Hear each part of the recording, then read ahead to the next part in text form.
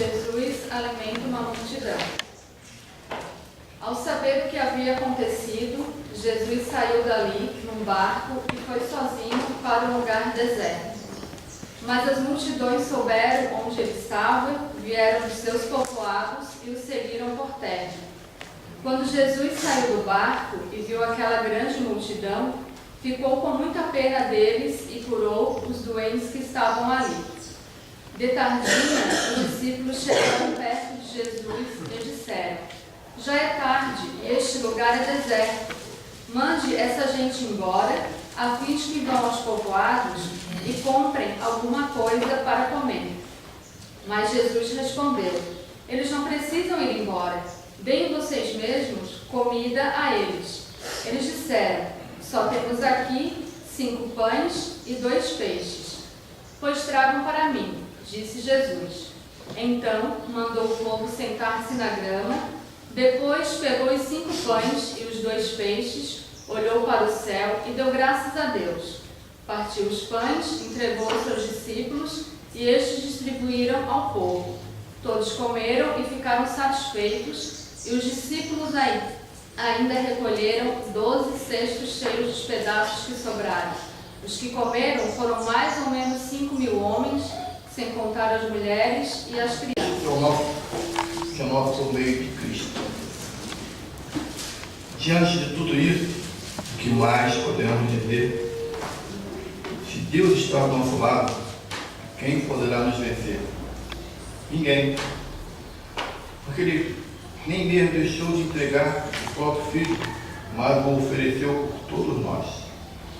Se Ele nos deu o seu Filho, será que não nos dará também todas as coisas? Quem acusará aqueles que Deus escolheu? Ninguém. Porque o próprio Deus declara que eles não são culpados. Será que alguém poderá condená-los? Ninguém. Pois foi Cristo Jesus quem morreu, ou melhor, quem foi ressuscitado, está à direita de Deus. E Ele pede a Deus em favor de nós.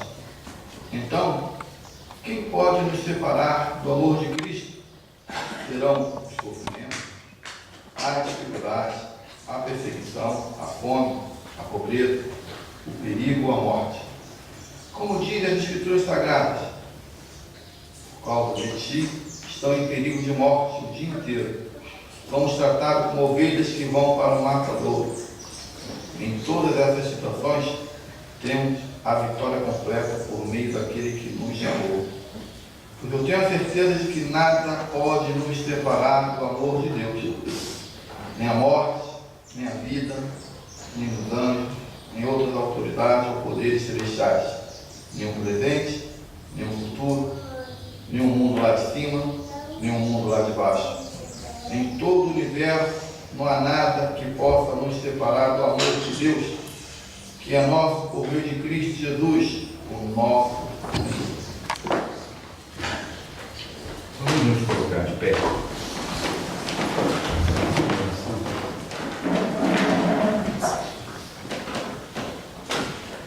Bom Deus e Pai, te agradecemos pela oportunidade de estarmos aqui hoje e agora diante de Tua Palavra. Pedimos que afaste de nós toda a ansiedade, toda a preocupação, para que a gente possa ter esse tempo e foco naquilo que Tu precisa e quer ensinar a cada um. Que ela possa ser pregada com retidão e com praticidade. Te peço que capacites a mim, Senhor, nessa missão de levar a mensagem e que possa ser compreendida por força e ação do Teu Espírito Santo. Pedimos isso em nome de Jesus. Amém. Sentar. De todas as pessoas que a gente vê o relato na Bíblia, desde a capa até o final da Bíblia, teve somente uma pessoa que ganhou de Deus um cheque em branco e assinado por Deus. Essa pessoa no caso aqui, um personagem do Antigo Testamento, não estou me referindo à questão de Jesus, que também era Deus, né? Foi Salomão. E Deus colocou um cheque na mão dele e disse: você pode escolher o que você quiser. Fama, dinheiro, poder. E Salomão não era uma pessoa qualquer, ele era filho de Davi e era rei de Israel. E de tudo aquilo que ele tinha, ele pediu a Deus sabedoria. E Deus, além de sabedoria, resolveu recompensar com tudo mais que a gente sabe da história de Salomão na Bíblia. O texto que nós vamos usar hoje, para a reflexão da mensagem, nós vamos encontrar em Eclesiastes, no capítulo 1, versículo 1 até versículo 11.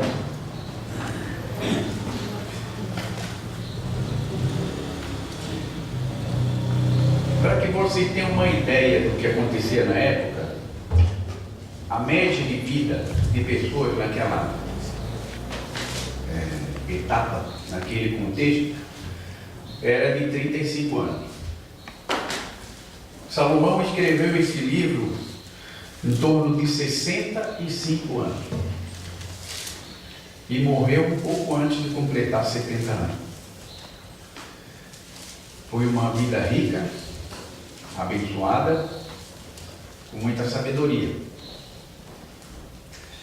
E nesse livro de Eclesiastes, que é um livro muito duro, muito cru, né? Mas ele vai nos mostrar a realidade da vida, Salomão vai nos contar isso.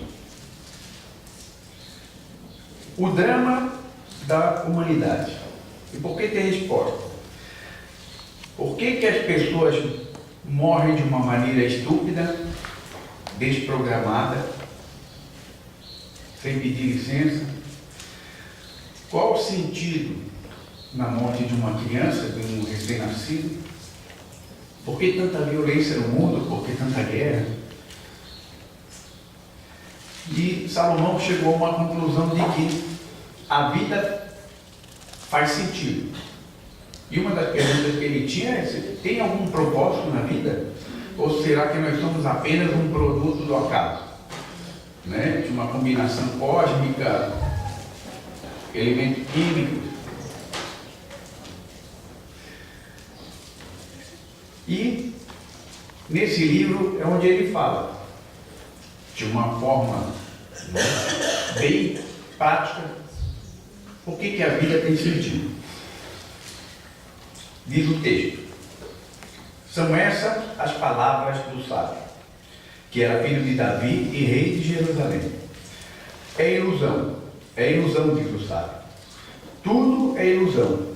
A gente gasta a vida trabalhando, se esforçando, e afinal que vantagem leva em tudo isso? Pessoas nascem, pessoas morrem, mas o mundo continua sempre o mesmo. O sol continua a nascer e a se pôr, e volta ao seu lugar para começar tudo outra vez. O vento sopra para o sul, depois para o norte, dá voltas e mais voltas e acaba no mesmo lugar. Todos os rios correm para o mar, porém o mar não fica cheio. A água volta para onde nascem os rios e tudo começa outra vez. Todas as coisas levam a gente ao cansaço. Um cansaço tão grande que nem dá para contar. Os nossos olhos não se cansam de ver, nem os ouvidos de ouvir. O que aconteceu antes vai acontecer outra vez. O que foi feito antes será feito novamente. Não há nada de novo neste mundo. Será que existe alguma coisa de que a gente possa dizer, veja, isso nunca aconteceu no mundo? Não. Tudo já aconteceu antes, bem antes de nós nascermos. Ninguém lembra do que aconteceu no passado. Quem vier depois das coisas que vão acontecer no futuro também não vai lembrar delas. Permaneçam com a Bíblia aberta, porque a gente vai fazer algumas referências aos versículos, fica mais fácil a interpretação.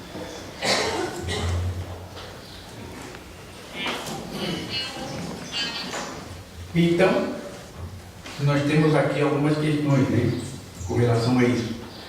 A vida faz sentido? Tem algum propósito na vida? Que foram as questões que Salomão buscou. E o texto diz que sim. Por isso, nós estudamos, buscamos conhecimento, por isso, cuidamos do nosso corpo, da nossa alimentação, aprendemos a ter boas maneiras, a se comportar perante os outros, perante a sociedade, temos uma profissão, especializamos nela, construímos boas famílias, namoramos, casamos, temos filhos, queremos conhecer a Deus, por isso estamos aqui. E inquieto com tudo isso, Salomão escreveu esse livro, onde temos o texto, o nome de Eclesiastes, que quer dizer pregador ou sábio, né? A gente vê que realmente, do início até o final do livro, é um livro bem duro. Mas tinha algumas verdades que Salomão queria colocar nesse texto e também ao longo do livro. Primeiro, ele queria alertar sobre a brevidade da vida. A vida é muito passageira. Inutilidade das vaidades. A riqueza é incerta. A beleza é passageira. A ingratidão do tempo e a crueldade da morte. A chave para que a gente possa entender esse livro, ele está no versículo 2. E diz, é ilusão, diz o sábio. Tudo é ilusão. Numa versão mais antiga, ele fala, é vaidade. Tudo é vaidade. Só que essa palavra vaidade, na nossa cultura de hoje, ela é um desejo de atrair atenção, admiração. É aquela pessoa que acorda de manhã, toma um banho, passa um perfume, penteia o cabelo, para quem tem, bota uma roupa, né, que combina, camisa, calça, sapato. É uma pessoa vaidosa. Mas apaguem essa imagem de vaidade para esse texto. Porque aqui, vaidade é vazio, pouco, ilusão. E quando ele fala vaidade de vaidade, ilusão de ilusão, ele faz uso de uma figura de linguagem, porque no hebraico não existe um superlativo. Ou seja, quando a gente quer expressar o máximo de intensidade, o hebraico faz repetindo 2 vezes a mesma palavra. Ou seja, a pessoa que é muito magra, então ele é magérrimo em português. A pessoa que é muito rica, é riquíssima. E no hebraico não tem, então ele repete 2 vezes. Jesus também faz isso, né? No Evangelho de verdade, verdade vos digo. É uma afirmação, é um exagero. Isso para realçar a intensidade. No versículo 3, ele fala qual o proveito que nós temos da vida, se ela é tão passageira.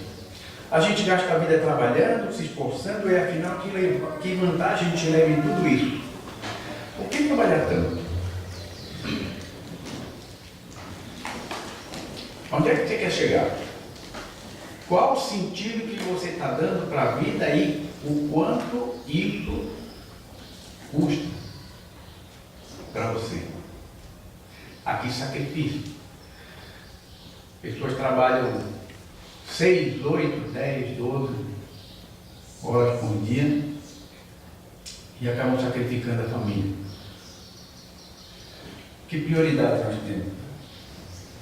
Jesus fala isso lá em Mateus, quando diz: o que adianta alguém ganhar o mundo inteiro, mas perder a vida verdadeira? No versículo 4 ele fala que nós passamos rapidamente. Pessoas nascem, pessoas morrem, mas o mundo continua sempre o mesmo. Geração vai, geração vem. Na sequência ele fala que o sol continua a nascer e a se pôr. E aí começa tudo de novo. O vento do sul para o norte dá voltas e acaba no mesmo lugar. A vida obedece a ciclos. E nós também. Gerar, nascer, crescer, envelhecer, morrer. E ele fala do vento, que o sol que nasce e se põe, a chuva, que também estabelece ciclos, e o vento, que é o mais livre de todos esses elementos que ele cita, também está dentro de ciclos, está dentro de rotas. O que ele diz é que não existe a possibilidade de ser absolutamente livre. Ou seja, nós não conseguimos sempre impor a nossa vontade. Nós temos que abrir mão de alguma coisa, ou depender de alguma coisa. E fiquem surpresos, porque o próprio Deus não é absolutamente livre. Porque ele vive em comunidade. Pai, Filho e Espírito Santo. União. Sempre acabamos nos colocando dependentes de alguém ou de alguma coisa. E no versículo 8 ele fala que nós somos presos aos nossos desejos. Todas as coisas levam a gente ao cansaço. Um cansaço tão grande que nem dá para contar. Os nossos olhos não se cansam de ver, nem os ouvidos de ouvir. Ficamos cansados, ficamos insatisfeitos. Os olhos sempre querendo ver mais, os ouvidos querendo ouvir mais. Quem estuda, quanto mais estuda, mais aprende que precisa aprender. Quem treina um instrumento para se especializar, precisa treinar o canto. A mesma coisa. Quem quer ganhar dinheiro, 1.000 não resolve, 10.000 também não, 1 milhão, 100, e aí vai. Não tem limite. Satisfação sexual. Salomão, ele tinha 700 princesas e 300 concubinas, 1.000 mulheres. Nós que temos uma, já sabemos o trabalho que isso dá também. Brincadeira à parte, mas era muita coisa.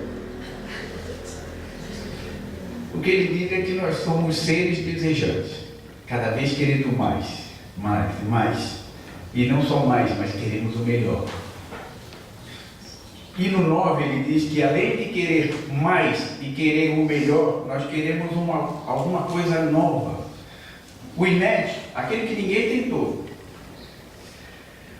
O que aconteceu antes vai acontecer outra vez.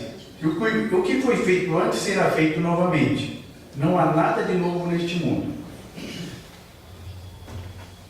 E nós queremos isso.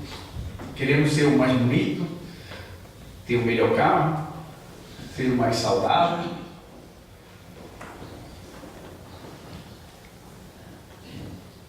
Fazer aquilo que ninguém fez antes.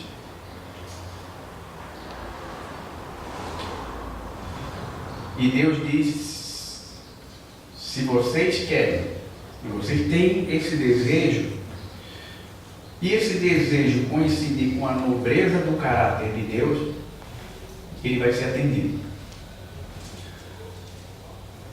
E eu posso experimentar uma coisa nova.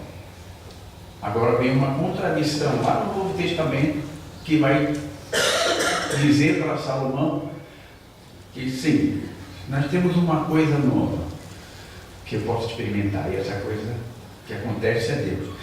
Vamos ver o texto de Efésios, capítulo 3. Efésios, capítulo 3.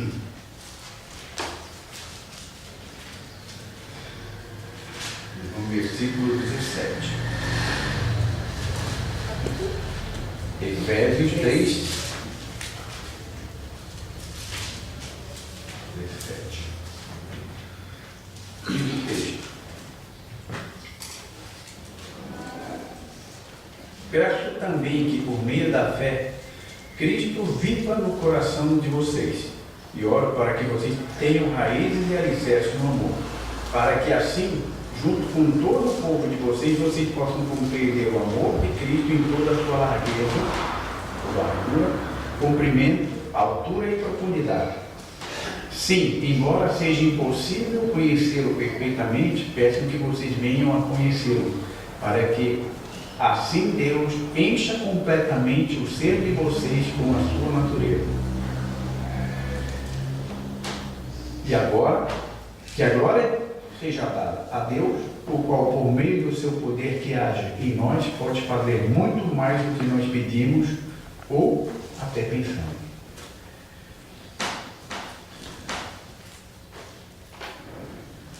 Ele está dizendo: descansa em paz. Você não vai ser o último herói agora. Não vai ser um Maomé, não vai ser um Buda.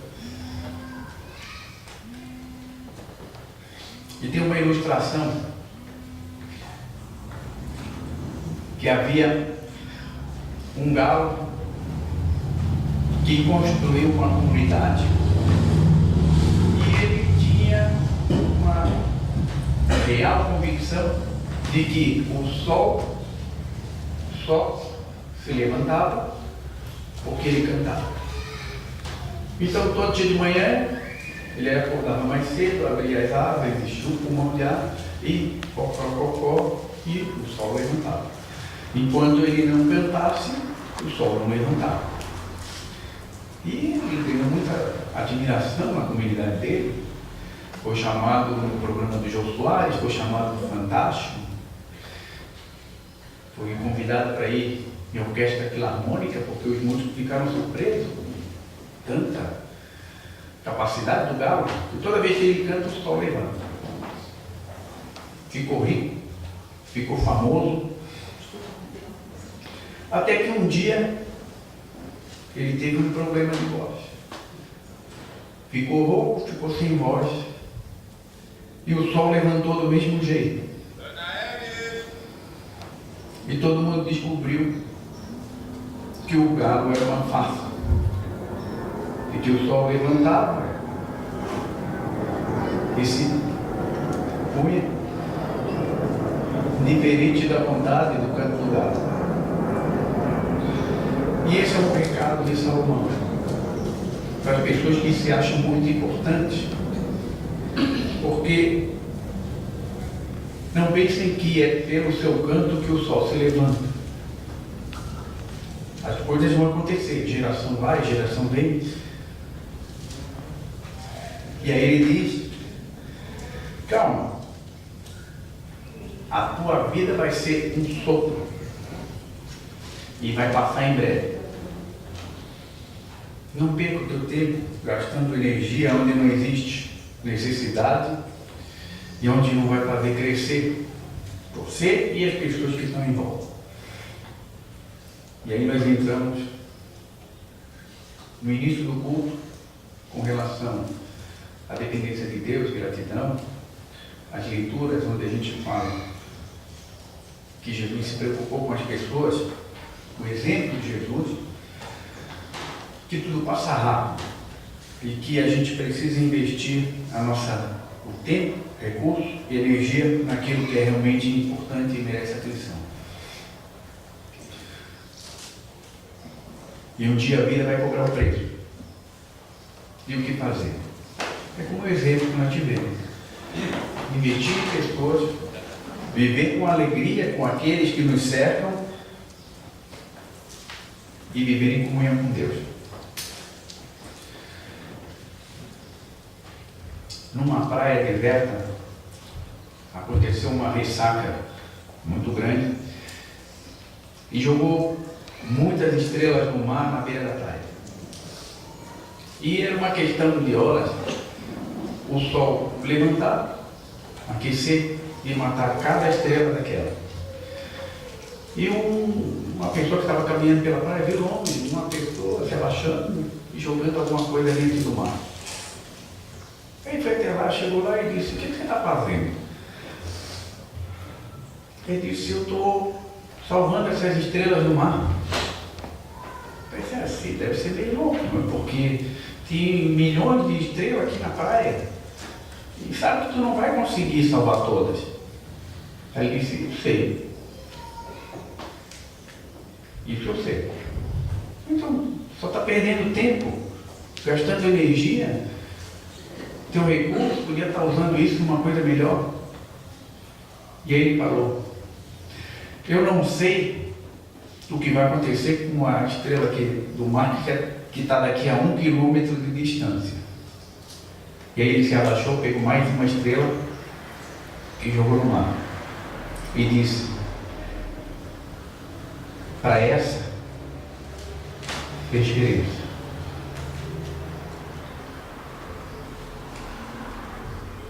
Será que nós estamos fazendo diferença na vida das pessoas?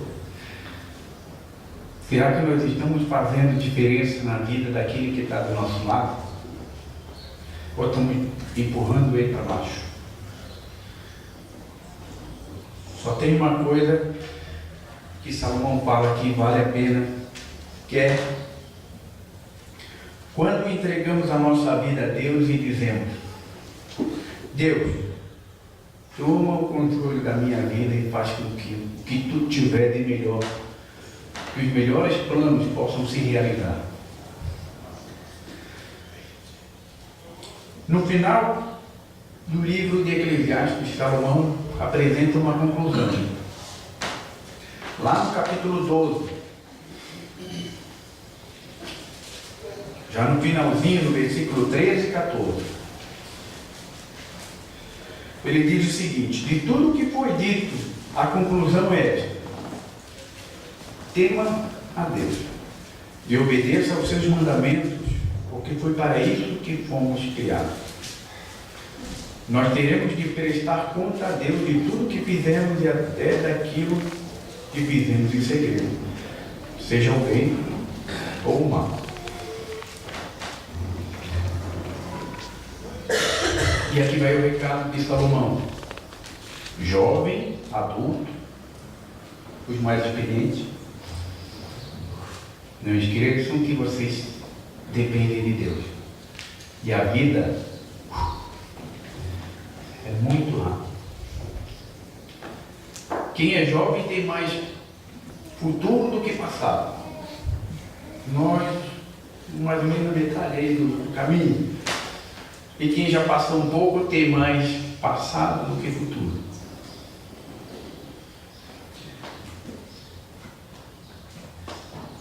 E o que ele diz é: deixa Deus fazer diferença na vida de vocês. Use o exemplo daquele catador de estrelas. E que Deus possa ser como essa pessoa na vida de vocês. Deixe Deus fazer a diferença na sua vida. Entrega para Ele. Confia. Espere. Que Deus abençoe essas palavras. Vamos colocar de fé para orar. Com Deus, te agradecemos por tudo, pela vida, pela experiência que tu nos tem dado ao longo de todo o tempo. e principalmente pela tua comunhão. Age na nossa vida, Senhor, para que a gente possa fazer diferença na vida de outras pessoas, assim como tu faz a diferença na nossa vida. Pedimos isso em nome de Jesus. Amém.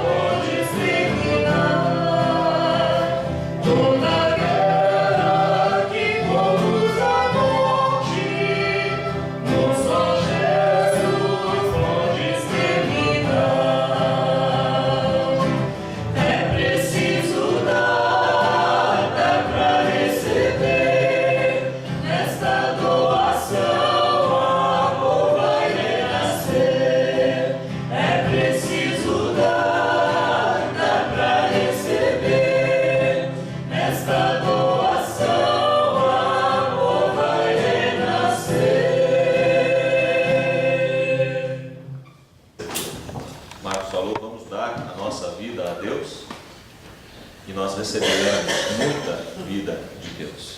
Vamos nos dar a quem precisa e com certeza os mais beneficiados seremos nós mesmos. Esse depoimento de quem justamente trabalha com pessoas que têm necessidades, elas saem mais confortadas do que a própria pessoa que às vezes está passando por necessidade. É o que o coral cantou.